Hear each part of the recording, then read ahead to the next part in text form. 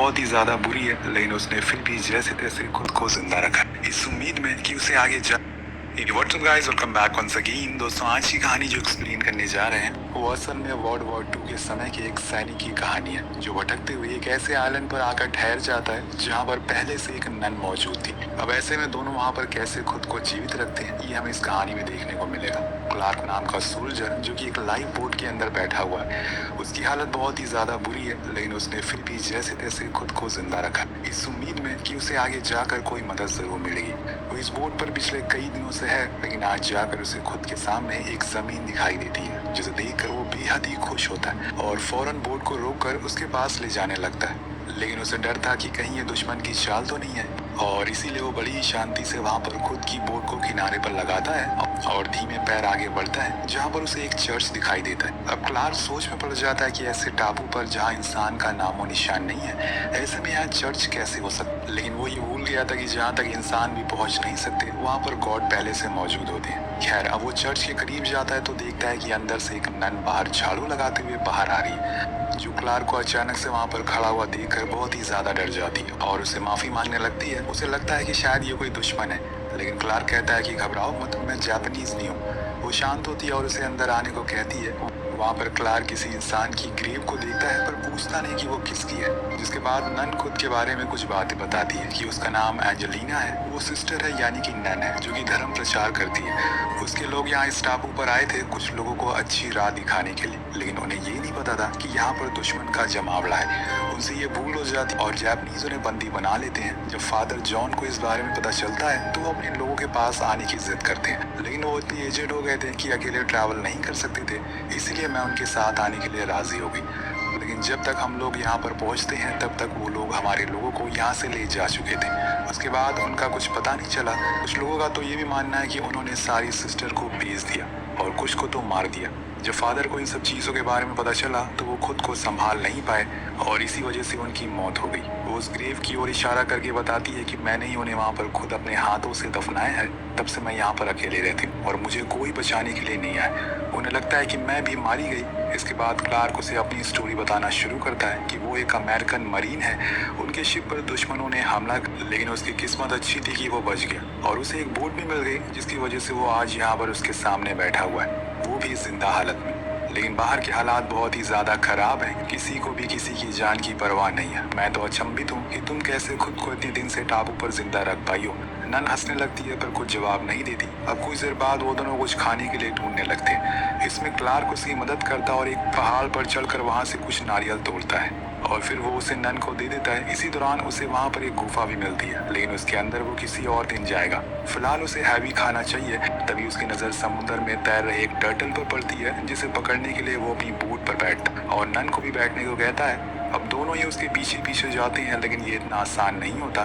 Clark तो पानी में भी एक बार गिर जाता है, पर आखिर में वो उसे पकड़ ही लेता है और उसे पकड़कर खाते हैं। भोजन के समय तो क्लार्क उसे बताता है कि उसने 300 मील का सफर इस बोट पर तय किया है, पर बीच में उसे कभी भी डर नहीं लगा क्योंकि उसे यकीन था कि ये जंग जल्दी ही खत्म हो जाएगी। वो खुद के बारे में भी बताता है कि वो एक अनाथ है और 14 साल वो एक अनाथालय में ही रहा है, लेकिन फिर उसके बाद उसने आर्मी ज्वाइन करने का फैसला किया ताकि वो अपने देश के लिए कुछ कर सके। वहीं दूसरी ओर नन कहती है कि वो भी उसी तरह एक अनाथ है, लेकिन उसे हमेशा से गॉड के करीब ही रहना था, इसीलिए उसने नन बनना ही बेहतर समझा ताकि वो लोगों को सही राह दिखा सके। मुझे इस काम में बहुत खुशी मिलती है। यहाँ पर क्लार्क उसे फ्लर्ट करने की भी कोशिश करता है, लेकिन वो उस बात को इग्नोर कर देती है। तभी उन्हें आसमान में कुछ दिखता है जो कि जापानीज फाइटर प्लेन होते हैं। उन्हें कैसे भी करके उनसे बचना है, वरना अगर ये उन्हें दिख गए तो वो दोनों ही मारे जाएंगे। इसीलिए क्लार्क नन को उस गुफा के बारे में बताता है जो कि उसने आज सुबह देखी थी। अब वहाँ पर रहने पे वो लोग सेफ रहेंगे। दोनों भागते हुए उस पहाड़ पर जाते हैं और उसी में छुप जाते हैं। कुछ देर बाद जब क्लार्क बाहर देखता है तो दुश्मनों ने पूरे टापू को जला दिया था।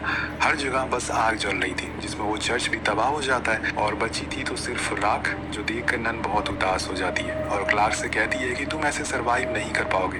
इतने में वो लोग देखते हैं कि बहुत सारे जापानीज सैनिक टापू में घुसते जा रहे हैं। शायद उन्हें भनक लग गई है कि कोई यहाँ पर रह रहा है। और जब अगली सुबह क्लार्क सोकर उठता है तो बाहर का नजारा देखता है, सब कुछ खत्म हो चुका था। उसके यहाँ से बाहर जाने का एक ही जरिया था, वो लाइफ बोट, और वो भी उन्होंने जला दी। अब वो कैसे यहाँ से बाहर जाएगा? वहीं नन को अपने जले हुए चर्च को देखकर रोना आ रहा था, पर तभी उनकी नजर किनारे पर पड़ती है जहाँ पर कुछ सैनिक अंदर आ रहे थे और इनकी संख्या बहुत ही ज्यादा है, इसलिए वो दोनों फिर से अंदर छुप जाते हैं और नन कहती है कि मैं ऐसा करती हूँ कि खुद को उनके हवाले कर देती हूँ जिससे कि तुम बच जाओगे। लेकिन क्लार्क मना करता और उसे समझाता है कि वो लोग तुम्हारा ऐसा हाल करेंगे कि तुमने सोचा भी नहीं हुआ, इसीलिए बेहतर है कि यहाँ छुपे रहो, हमारे लिए यही सही है। कुछ शाम जब अंधेरा हो जाता है तो क्लार्क चुपके से समुद्र किनारे पर जाता है और वहाँ से कुछ खाने के लिए मछलियाँ पकड़ने लगता है। लेकिन इतने में वहाँ पर एक जापानीज बोट गुजरती है जिसकी वजह से उसे वहाँ पर छुपना पड़ता है। ऐसा ही उसे बहुत देर तक करना पड़ता है क्योंकि वो लोग पेट्रोलिंग पर होते हैं, अगर वो वापस गुफा में गया तो मारा जाएगा, इसीलिए उसे मजबूरन अपने ऊपर काली मिट्टी लगाकर जापानीज कैंप में जाना पड़ता है। वहाँ जाकर वो उस खाने के सामानों को इकट्ठा करने लगता है, लेकिन इतने में कुछ सैनिक आ जाते हैं और वहीं पर बैठ जाते हैं जिसकी वजह से क्लार्क को पूरी रात वहीं गुजारनी पड़ती है। अगले दिन जब नन की आंख खुलती है तो वो देखती है कि वहाँ पर क्लार्क मौजूद नहीं है। उसे चिंता होने लगती है। उधर क्लार्क एक करके बहुत सारे खाने के सामानों को भर लेता है और फिर जब दुश्मन प्रैक्टिस के लिए बाहर जाते हैं तो वो वहाँ से निकल जाता है। लेकिन यहाँ नन जब गोलियों की आवाज सुनती है तो उसे लगता है कि शायद क्लार्क को उन लोगों ने मार दिया और इसीलिए वो पत्थर पर सर रख कर रोना शुरू कर देती है। पर इतनी देर में वहाँ पर क्लार्क आ जाता है और उसे बहुत सुनाता है कि उसे गुफा से बाहर नहीं निकलना चाहिए क्योंकि यहाँ पर खतरा बहुत ज्यादा है। अब वो उसे ले जाकर फौरन अंदर बंद कर देता है पर फिर कभी बाहर ना निकलने की सलाह देता है। थोड़ी देर बाद वो नन को अपने बैग दिखाता है जिसमें वो खाने के सामानों को उस कैंप से चुरा कर लाया था। लेकिन नन बहुत ही ज्यादा घबराई हुई थी।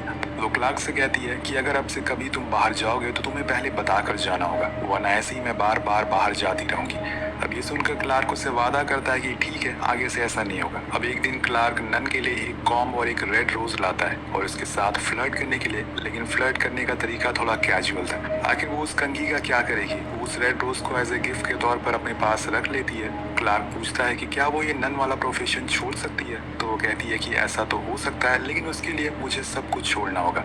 और जब कोई नन बनकर वापस से दोबारा उसी दुनियादारी में चला जाता है तो गॉड उसे कभी माफ नहीं करते और मरने के बाद उसकी बॉडी हमेशा तड़पती रहती है। यहाँ वो ये भी बताती है कि नन बनने के लिए हमें 5 साल दिए जाते हैं ताकि हम इन 5 सालों में सोच सके कि सही फैसला ले सके कि क्या हमें वाकई में नन बनना है या फिर नहीं। और अभी मेरे 5 साल होने में 1 महीने का समय बाकी है। तभी अचानक से इन्हें कुछ आवाजें आती हैं। जब क्लार्क बाहर जाता है तो देखता है कि जापानीज सोल्जर यहाँ से जा रहे हैं, जो कि उनके लिए अच्छा संकेत है। अब दोनों बहुत ही खुश होते और एक दूसरे के साथ ये खुशी भी बांटते हैं। तभी सही मौका देखकर क्लार्क नन के सामने अपनी दिल की बात रखता है और उसे बताता है कि जैसे उसने आज सुबह वो रेड रोज दिया था वैसे ही वो उसे हर रोज देना चाहता है। वो उसकी सेवा करना चाहता है और उसके साथ पूरी जिंदगी बिताना चाहता है। उसकी लाइफ में ये समय बहुत ही कीमती है क्योंकि इसमें उसने मौत से लड़ा है। अगर तुम मेरी हालत कुछ दिन पहले देखती तो तुम्हें यकीन नहीं होता कि मैं कैसे जिंदा बच गया। क्या तुम्हें पता है कि हम जवान लोग के लिए हमारा देश पहले आता है और इसीलिए हम अपना परिवार, अपना सब कुछ छोड़कर देश के लिए लड़ने के लिए चले जाते हैं। पर कभी कभी हमें बहुत ही अकेला महसूस होता है और तुम अगले महीने में अपने नन बनने का फैसले को बदल दो और ऐसे में तुम्हें कुछ नहीं होगा। तो वो कहती है कि क्या तुम मेरे हाथ में ये अंगूठी देख रहे हो, ये सिल्वर की है। ये तब पहनते हैं जब हम जीसस की कसम खाते हैं कि अब हम नन बनने के लिए तैयार हो रहे हैं, और जब बन जाते हैं यानी कि 5 साल बाद तब हम गोल्ड की पहन लेते हैं। यही हमारा रिवाज है और हमारी जिंदगी ऐसे ही सादगी से चलती रहती है। मैं ऐसा नहीं कर सकती। ये सुनकर क्लार्क उदास हो जाता है और जाकर किनारे पर खड़ा हो जाता है। तब उसके पास नन आती है जिसका असली नाम एंजेलिना है, जिसे क्लार्क कहता है कि शायद तुम्हारा फैसला सही हो क्योंकि मैं ज्यादा समय बॉर्डर पर रहूंगा और ऐसे में तुम्हें कुछ पता ही नहीं होगा कि मैं जिंदा हूँ या फिर मर गया हूँ। अब उस रात वो लोग खाना खा रहे होते हैं कि तभी क्लार्क के हाथ में एक जापानीज ड्रिंक लग जाती है जिसको पीने के लिए वो उसे खोलता है और नन को भी देता है। पर वो इतनी ज्यादा ड्रिंक कर लेता है कि उसके मुंह से अनाप शनाप शब्द निकलना शुरू हो जाते हैं, जैसे कि वो नन बनकर क्या करेगी, इससे बेहतर है कि वो उससे शादी कर ले। वो उसके साथ जबरदस्ती भी करना शुरू कर देता है। तो एंजेलिना वहाँ से उठकर चली जाती है और जंगल में ही वो रात गुजारती है। जब अगले दिन क्लार्क उठता है तो नन उसे कहीं दिखाई नहीं देती और वो भागते हुए जंगल में जाता है जहाँ पर वो बेहोश हालत में पड़ी हुई थी।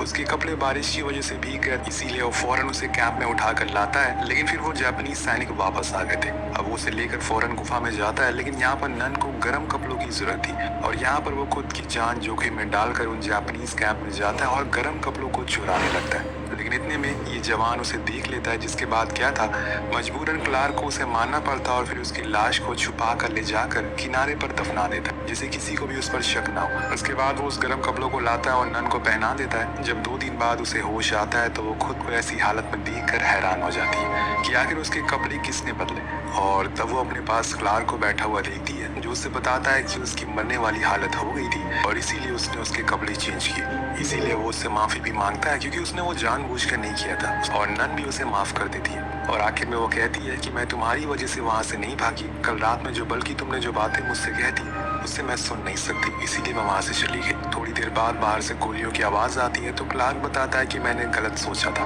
वो लोग फिर से वापस आ गए हैं, इसीलिए हमें कुछ करना होगा। कि शायद गॉड को ये मंजूर नहीं है कि मैं नन बनूं, या फिर वो ये चाहते हैं कि हम दोनों ही उनके पास चले जाएं एक साथ, जैसे उन्होंने एडम और ईव को भेजा था वैसे ही उन्होंने ये हमें यहाँ पर भेजा है। लेकिन अब हमारा काम खत्म हो गया है। पर क्लार्क उसकी बात को नहीं मानता और बाहर जाकर देखता है कि उस टापू के चारों ओर आग जल रही है। उन्हें उनकी साथी की लाश मिल गई है, जिसकी वजह से वो हर जगह उसके कातिल को ढूंढ रहे हैं और अब वो किसी भी हाल में उसे मार कर रहेंगे। ये बात जब क्लार्क नन को बताता है तो वो परेशान हो जाती है और प्रे करना शुरू कर देती है। पर क्लार्क फैसला करता है कि वो खुद जाकर अपने आप को उनके हवाले कर देगा, जिससे कि उसकी जान बच जाएगी। लेकिन नन उसे ऐसा करने से रोकती है। तभी वहाँ पर बाहर से कुछ आवाजें आती है। उन्होंने उस गुफा को आके ढूंढ ही लिया था, इसीलिए वो इन दोनों से कहते हैं कि जो भी लोग अंदर हैं वो बाहर आ जाए, वरना हम लोग गुफा को अंदर से उड़ा देंगे। अब क्लार्क के पास कोई जवाब नहीं होता, इसीलिए वो चुपचाप जाकर पीछे बैठ जाता है। उसने अपनी मौत को स्वीकार कर लिया। उधर नन भी प्रे करने लगती। उन दोनों को लगता है कि यही उसका आखिरी समय है। लेकिन तभी दोस्तों बाहर से कुछ आवाजें आने लगती है। ऐसा लग रहा था कि बाहर बम फट रहे हैं। अब वो सभी चिल्लाना शुरू कर देते हैं। क्लार्क समझ जाता है कि अमेरिकन सोल्जर बाहर आ गए और इसीलिए सभी सोल्जर भाग रहे हैं। लेकिन ये बॉम्ब हर जगह गिर रहे हैं, इसीलिए उनका बाहर जाना सेफ नहीं है। बेहतर है कि अभी वो लोग यहीं पर रहें और प्रे करते रहें। कुछ समय बीत जाने के बाद उसके दिमाग में एक ख्याल आता है। वो फौरन खड़ा उठता और कहता है कि अगर अमेरिकन यहाँ पर आए हैं तो वो जापानीज के बिछाए हुए बॉम्बों के जाल में फंस जाएंगे और मारे जाएंगे, इसलिए मुझे कैसे भी करके उन्हें डिफ्यूज करना होगा, तभी वो हम तक पहुंच सकेंगे। वो बाहर जाता और देखता है कि कोई भी जापानीज सोल्जर वहाँ बचा नहीं है, हर तरफ बम फट रहे हैं। इसीलिए वो एक एक करके उन्हें डिफ्यूज करना शुरू कर देता है और आखिर में वो जाकर उस मेन मशीन को भी खराब कर देता है, जिससे कि वो काम करना बंद कर देती है। इसमें क्लार्क को चोट भी आती है, लेकिन उसने कई सोल्जर की जान बचा ली थी। कुछ देर बाद सब कुछ शांत हो जाता और ये दोनों बाहर आ जाते, जहाँ पर नन उसका इलाज करती है और उसकी मरहम पट्टी करती है। तब क्लार्क कहता है कि अब शायद हमारा अंत करीब है, हम शायद इसके बाद कभी ना मिले, ये हमारी आखिरी मुलाकात हो सकती है। तो नन कहती है, लेकिन मैं तुम्हें हमेशा अपने दिल के करीब रखूंगी, क्योंकि तुमने मुझे इतने दिनों में एक जीने की उम्मीद दी है। तुम मेरे हमेशा सबसे अच्छे दोस्त रहोगे, भले ही हम कितनी दूर क्यों ना हो। अब दोनों ही इमोशनल हो जाते हैं और इतने में वहाँ पर यूएस मरीन आ जाती है, जिन्हें देखकर वो उन्हें सिगरेट मांगता है। फिर उसे मुंह में दबाकर वहाँ से स्ट्रेचर पर उसे सभी ले जाने लगते और उसके पीछे पीछे नन भी मौजूद थी। इन दोनों की कहानी तो अधूरी रह गई, लेकिन दोनों के दिलों में दोनों के लिए एक अच्छी याद बनकर हमेशा जिंदा रहेगी। तो दोस्तों इसी तरह से ये कहानी यही खत्म हो जाती है। इस वीडियो पर एम करते हैं 350 कमेंट का।